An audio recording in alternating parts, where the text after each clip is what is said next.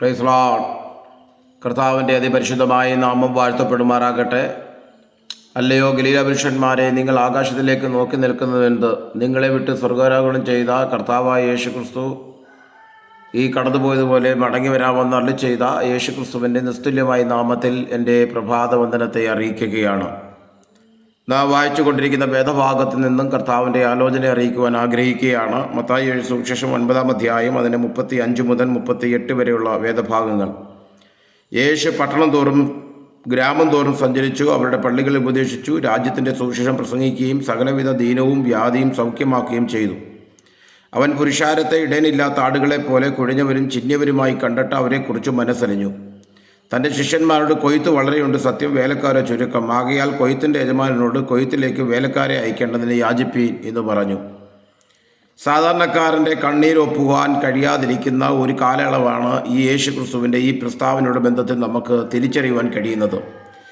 ദൈവം തന്നിരിക്കുന്ന പരിശുദ്ധാത്മാവിനാൽ നമുക്ക് ചില കാര്യങ്ങൾ ഇതിൻ്റെ അകത്ത് യേശുവിൻ്റെ ഹൃദയം നമുക്ക് മനസ്സിലാക്കാൻ കഴിയും. ഒന്ന്, സാധാരണക്കാരൻ്റെയോ അല്ലെങ്കിൽ മനസാക്ഷിയുടെ മറ്റുള്ളവൻ്റെ കണ്ണീരൊപ്പുവാൻ കഴിയാതിരിക്കുന്ന ഒരു മേഖല. പാപത്തിന് പുറതെയോ പാപത്തിന് കുറവോ ഒന്നും സംഭവിക്കുന്നില്ല. കാരണം ദൈവഹിതമല്ലാത്ത പ്രവർത്തന ശൈലികൾ ഏർപ്പെടുകയും ദൈവഹിതമായ പ്രവർത്തന ശൈലികൾ ഏർപ്പെടാതിരിക്കുകയും ചെയ്യുന്ന ഒരു പ്രത്യേക സിറ്റുവേഷനിൽ നമുക്കിവിടെ ശ്രദ്ധിപ്പാൻ കഴിയും. അതുകൊണ്ട് വേദപണ്ഡിതന്മാരായാലും ശരി, അതുപോലെ തന്നെ മതപഠിതാക്കളായാലും ശരി, ഇവരെല്ലാം നയിച്ചുകൊണ്ട് എന്താണ് പ്രയോജനം? സാധാരണക്കാരൻ്റെ കണ്ണീരൊപ്പാൻ കഴിഞ്ഞില്ല എങ്കിൽ ഇതെല്ലാം പഠിപ്പിച്ചത് കൊണ്ടോ ഇതെല്ലാം സ്ഥാനത്തിരുന്നത് കൊണ്ടോ ഒന്നും ആർക്കും പ്രയോജനമില്ല എന്ന് ഇവിടെ കാണുവാൻ കഴിയുന്നു. നിയമപാലകർ പാപികളുടെ ഉന്നമനത്തിനായി ഒരു ചെറുവിരൽ പോലും അനക്കുവാൻ കൂട്ടാക്കാതെ അവരെ കുറ്റം വിധിച്ചുകൊണ്ട് എന്ത് കാര്യം? വചനത്തിൻ്റെ യാഥാസ്ഥിതികമായ ഉപദേശവും വ്യാഖ്യാനതകളും ക്ഷയമേറ്റവരും അപമാനിതരുമായ ദൈവജനത്തോട് അനന്തമായ ദൈവകൃപയുടെ ആർദ്രതയും ഒരംശം പോലും ഇല്ലാതെ ഇടപെട്ടുകൊണ്ട് വല്ല ഗുണവും ഉണ്ടോ? ജനത്തിന് ഇടയന്മാരില്ലാതിരിക്കെ വേദജ്ഞാനരെയും മതപ്രസംഗരെയും കൊണ്ട് എന്താണ് പ്രയോജനമുള്ളത്? ജനങ്ങൾക്ക് ഉത്തമ ആവശ്യം ഇടയന്മാരാണ്. എൻ്റെ കുഞ്ഞാടുകളെ മായ്ക്ക എന്ന കൽപ്പനയാണ് യേശു പത്രോസിന് അവസാനം നൽകിയത്. അതുകൊണ്ട് നല്ല ഇടയൻ ചെന്നായ്ക്കളിൽ നിന്നും ആടുകളെ രക്ഷിക്കുന്നു. സ്വയം ഓടി രക്ഷപ്പെടുന്നതിന് പകരം ആടുകൾക്ക് വേണ്ടി സ്വന്തം ജീവനെ നൽകുകയാണ് ഇവിടെ ചെയ്യുന്നത്. അതുകൊണ്ട് ഇടയൻ അവയെ പേര് ചൊല്ലി വിളിക്കുകയും സ്നേഹിക്കുകയും ആടുകളുടെ ബുദ്ധിമുട്ടുകളും ബലഹീനതകളും താൻ അറിയുകയും മുറിവുപ്പെടുമ്പോൾ ശുശ്രൂഷയും ദാഹിക്കുമ്പോൾ വെള്ളവും താൻ കൊടുക്കുകയും വേണം. ഇതാണ് യഥാർത്ഥമായ ഇടയ ശുശ്രൂഷ എന്ന് ഈ വേദഭാഗങ്ങളിൽ നിന്ന് നമുക്ക് കാണുവാൻ കഴിയും. വീണുപോയവരെ എഴുന്നേൽപ്പിക്കുന്നു, മേച്ചിൽപ്പുറങ്ങളിലേക്ക് ഉന്തിത്തള്ളിയല്ല, ശാന്തമായി അവയെ നയിക്കുകയാണ്. നേരായ പാതയിൽ നടത്തുകയും ഒരാടിനെയെങ്കിലും കാണാതെ പോയാൽ അതിനെ അന്വേഷിച്ച് ചെല്ലുകയും ആലയത്തിലേക്ക് ആനയിക്കുകയും ചെയ്യുന്നു. ദുഷ്ടന്മാരായ ഇടയന്മാരാകട്ടെ ബലം പ്രയോഗിച്ച ആടുകളെ അടക്കി ഭരിക്കുകയും സ്വന്തം ഉത്തരവാദിത്വങ്ങൾ മറന്ന് യഥാർത്ഥ കാര്യങ്ങൾക്ക് വേണ്ടി അവർ പൊയ്ക്കൊള്ളുകയും ചെയ്യുന്നു. ആടിനെ വേണ്ടതുപോലെ പരിപാലിക്കാൻ കഴിയാത്ത ഇടയന്മാർ വർദ്ധിച്ചുകൊണ്ടിരിക്കുന്നു. നല്ല ഇടയനായ ഒരാളെ പോലും കാണുവാൻ അക്കാലഘട്ടത്തിൽ കഴിയുന്നില്ല. ഈ ദുരവസ്ഥ യേശുവിൻ്റെ ഹൃദയത്തെ പിടിച്ചു കുലുക്കുന്നത് ഒരു ദുരവസ്ഥയായിരുന്നു. അവൻ്റെ ദിവ്യമായ കരുണ തെറ്റിപ്പോകുന്ന ആട്ടിൻകൂട്ടത്തിലേക്ക് ശ്രദ്ധയെ കേന്ദ്രീകരിപ്പാനിടയായി. തനിക്ക് ചുറ്റും ഓടിക്കൊണ്ടിരുന്ന ജനസമൂഹത്തിലേക്ക് കടന്നു ചെല്ലുന്നു.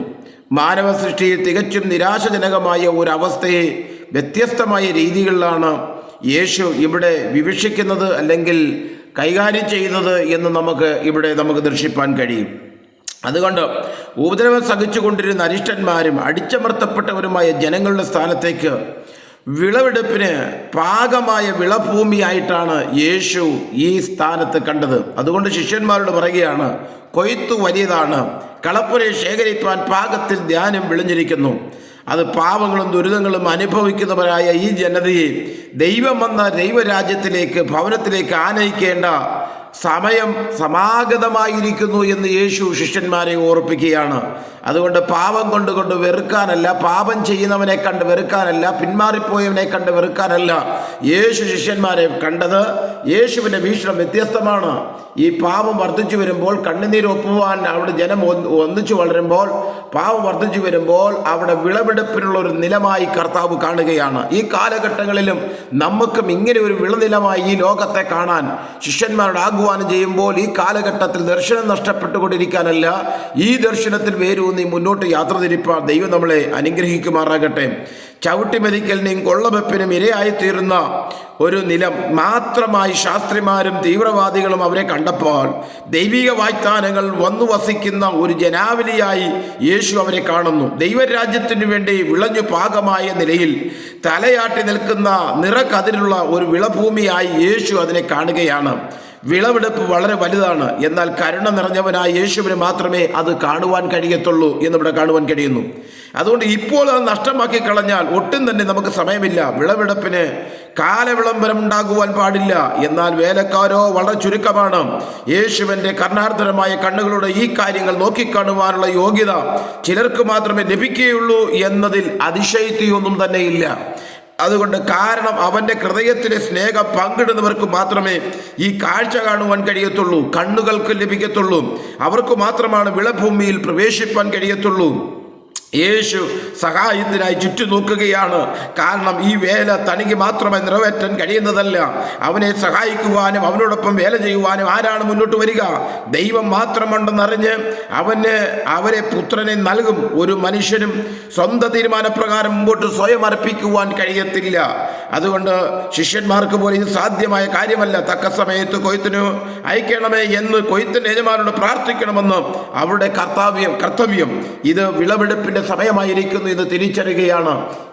ഈ സമയം നമ്മൾ മിണ്ടാതിരിക്കുകയല്ല, മുമ്പോട്ട് തന്നെ പോകുക. ഈ വചനങ്ങൾ ദൈവം അനുഗ്രഹിക്കട്ടെ. God bless you. മാറാനാഥ.